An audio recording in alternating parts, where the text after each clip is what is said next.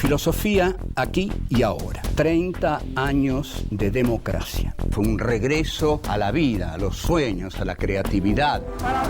Raúl Alfonsín es la figura de la campaña electoral.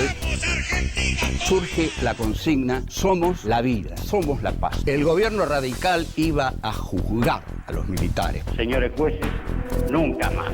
Silencio en la sala. El primer gobernante de la democracia argentina tiene que irse expulsado por un golpe de mercado. Cargo de presidente de la nación argentina.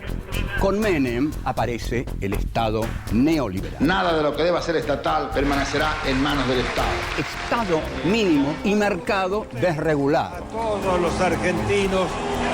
El neoliberalismo está reñido por completo con la democracia.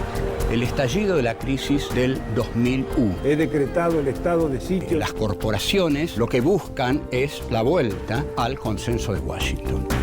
Con Néstor Kirchner, la política vuelve a la centralidad. La economía es un instrumento de la política. Me sumé a las luchas políticas creyendo en valores y convicciones a las que no pienso dejar en la puerta de entrada de la Casa Rosada. Los políticos no tienen carta blanca para hacer lo que quieren en la democracia. La participación del pueblo es siempre fundamental y bienvenida. Filosofía aquí y ahora. Encuentro 4. Kirchnerismo. 1. Formo parte de una generación diezmada. 2. La integración latinoamericana. 3. El poder de las corporaciones. 4. El rol del Estado y la primacía de la política. Formo parte de una generación diezmada. Nuestra reflexión sobre los 30 años de democracia llega entonces al siglo XXI, a su primera década, que requiere una reflexión sobre la democracia y lo que se ha dado en llamar el kirchnerismo. La asunción de Néstor Kirchner con el 22% de los votos se debe a que Carlos Saúl Menem, en la última de sus zorrerías, no se presenta al balotaje.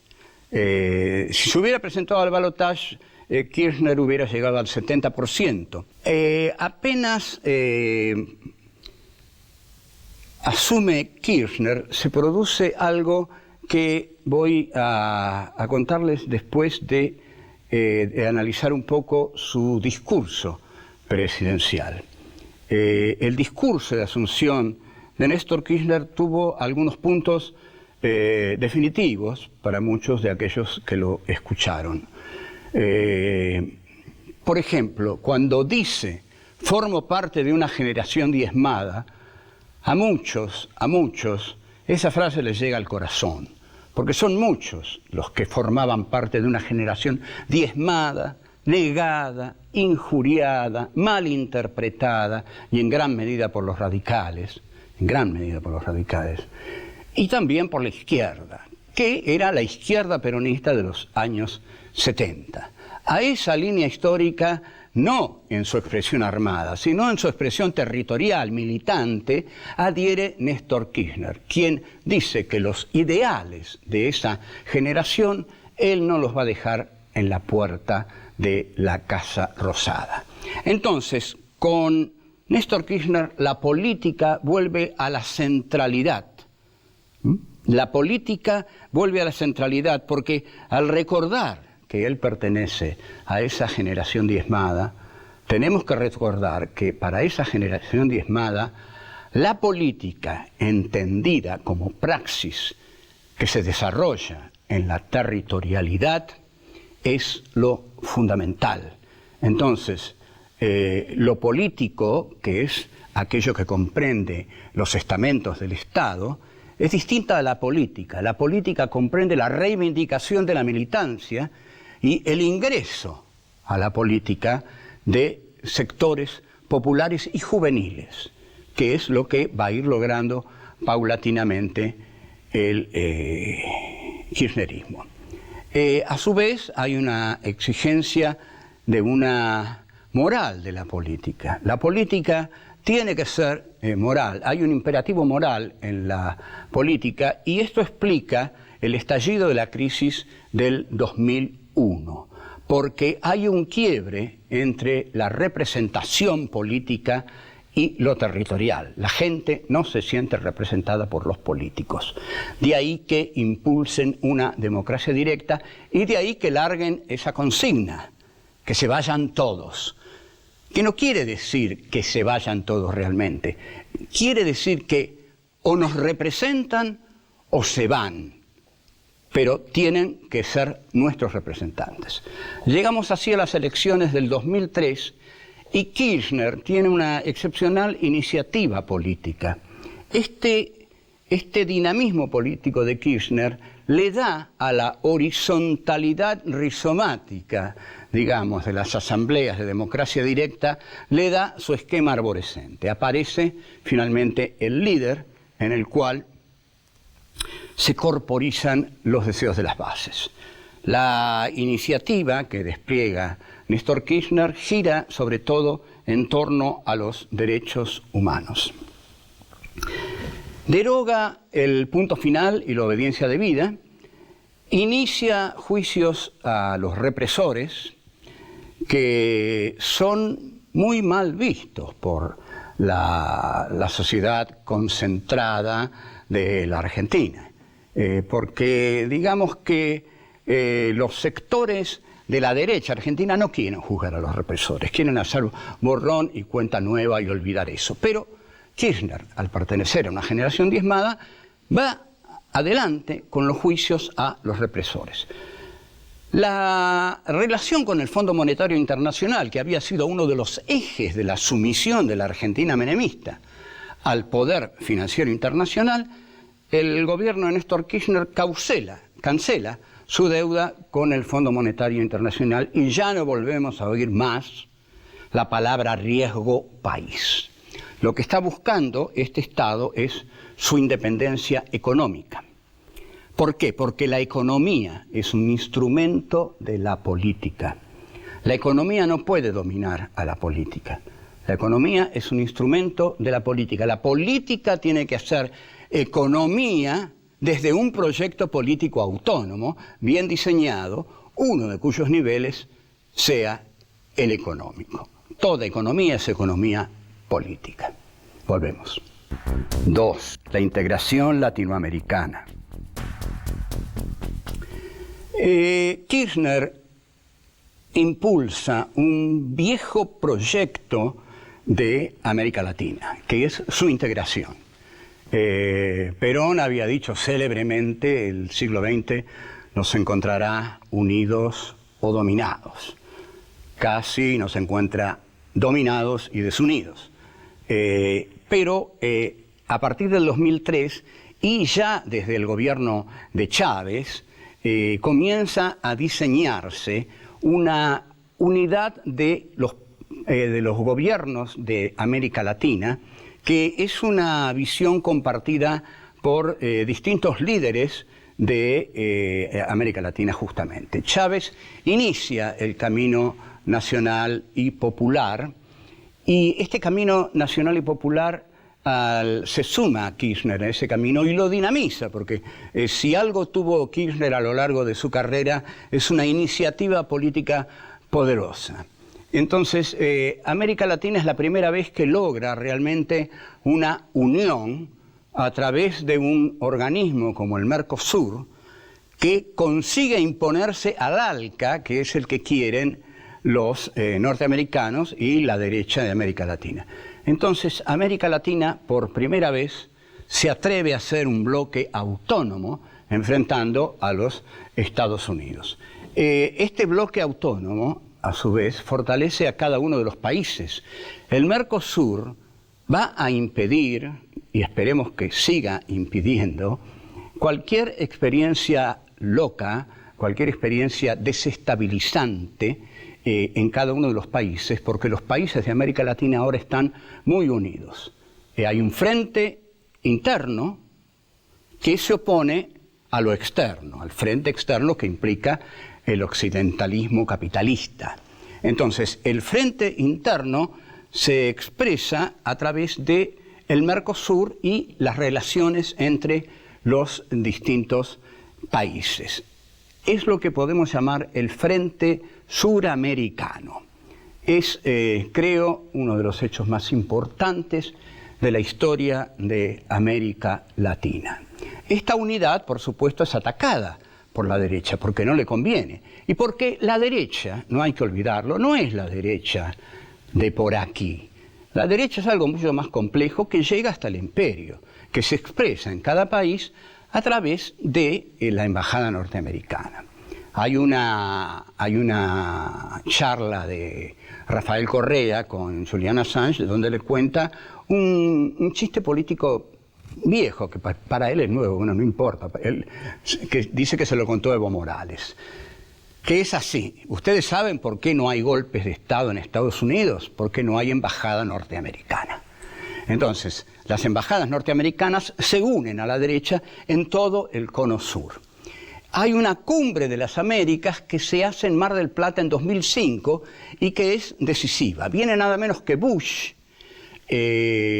para imponer el ALCA, que es el Tratado de Libre Comercio. Y se hace una asamblea alternativa tratando de impedir que Estados Unidos encabece, hegemonice la Unión Americana.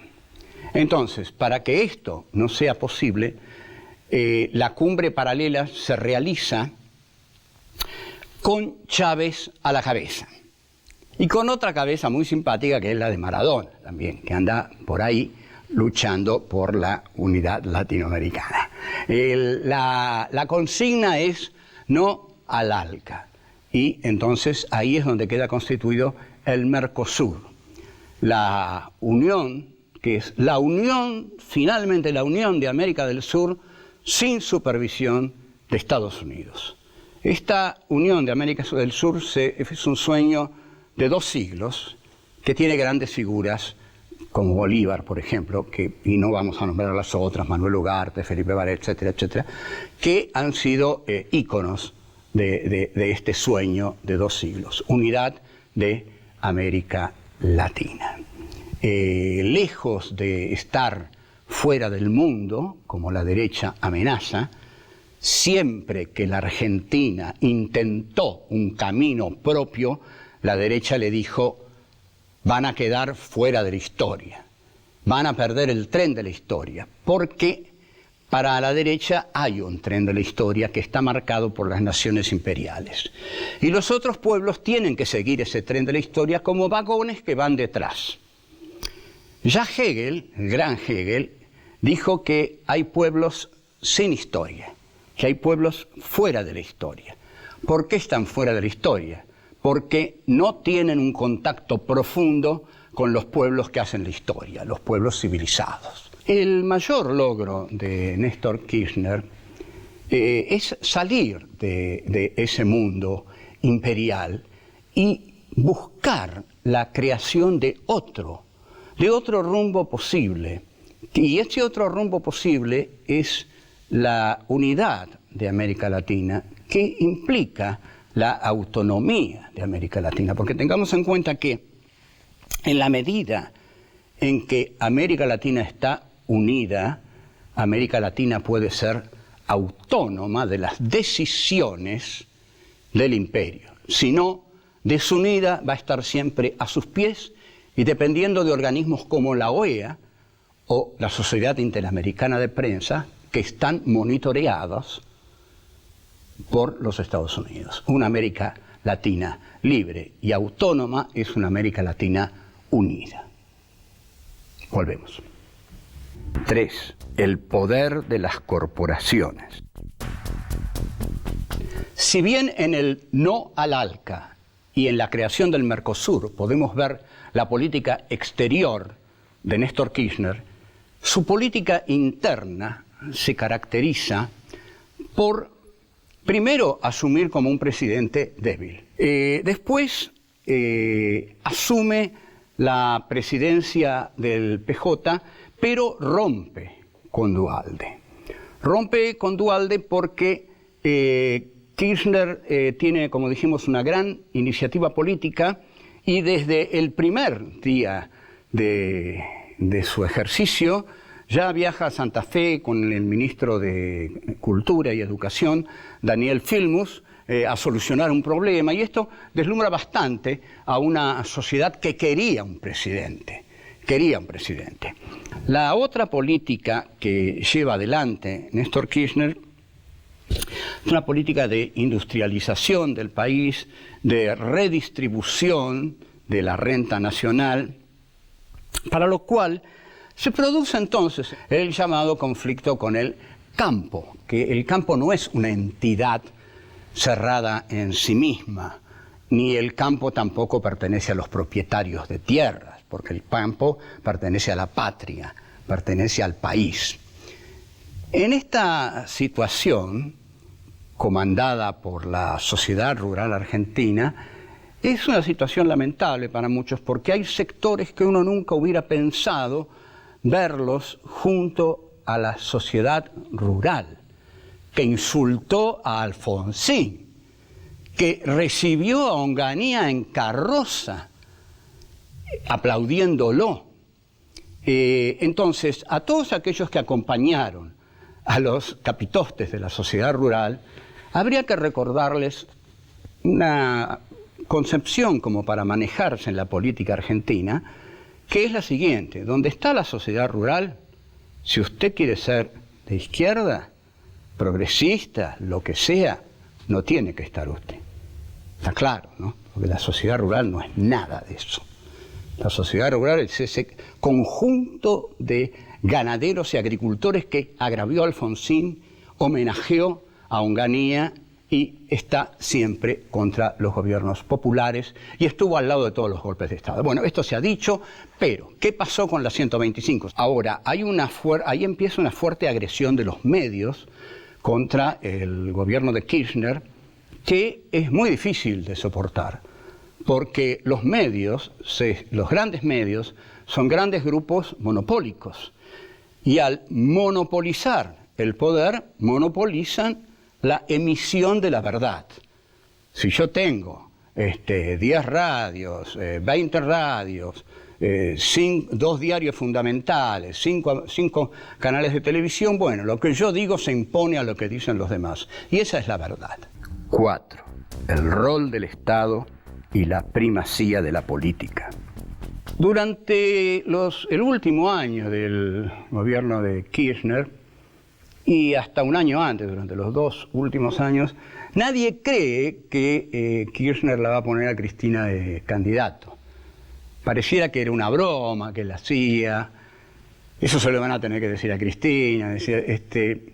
Y muchos estaban totalmente en contra, porque veían, bueno, como bien machistas que somos todos, veían que Cristina, mujer, iba a ser más débil que Néstor, que era un político y hombre, ante todo. El caso es que cuando se produce la muerte de Néstor Kirchner, ese mismo día, todos descubren en Cristina Fernández de Kirchner a una mujer de un temple muy poderoso. Surge ahí, en ese día, una nueva militancia, porque son muchos los que van a velar a ese muerto, y son muchos los jóvenes que despiertan a la política y se dan cuenta que el legado de ese político que ha muerto tan joven, para un político, para un ser humano hoy, que el legado es que hay que hacer política. Entonces, Carl Schmitt elabora una nueva división de la sociedad en amigos y enemigos. Bueno, no hay amigos y enemigos. Todo esto es mucho más complejo. Lo que hay son intereses diversificados en juego. Aquí, todo pareciera reducirse a una lucha entre el gobierno y las corporaciones. Esta lucha tiene muchas ramificaciones. Las corporaciones lo que buscan es la vuelta al consenso de Washington. Lo que quieren es eliminar la intervención del Estado en la economía. Y lo que quieren también es desregular el mercado. Y esta es la discusión actual de la democracia argentina. ¿Qué debe hacer el Estado? El Estado, asumiendo la primacía de lo político y asumiendo la política de la territorialidad de los militantes, plantea que quiere intervenir en la economía para que la economía y el mercado sea democrático. Entonces, para eso se necesita un Estado intervencionista y la regulación del mercado a través del Estado. Por otro lado, las corporaciones no quieren eso. Quieren lo que quiere el viejo liberalismo que había planteado Martínez de Hoz y quieren lo que quiere el consenso de Washington, un Estado mínimo y una desregulación del mercado, lo que lleva a un mercado no protegido por el Estado y un mercado antidemocrático porque se lo devoran los grupos monopólicos. En esta situación está la democracia argentina. Esta es la situación que tenemos que asumir, que defender y recordar que ante todo lo que tenemos que defender es la democracia que tanto amamos cuando surgió, porque veníamos de las sombras, de la masacre, de la dictadura, veníamos de la sangre. Y la democracia nos trajo la vida y la posibilidad de discutir todo esto, de pensar todo esto y aún de estar en desacuerdo de la peor manera, pero siempre es mejor, porque no nos vamos a matar los unos a los otros. Mientras eso no ocurra, estamos en democracia, porque mientras podamos discutir nuestras diferencias, estamos en democracia. Chao, hasta luego.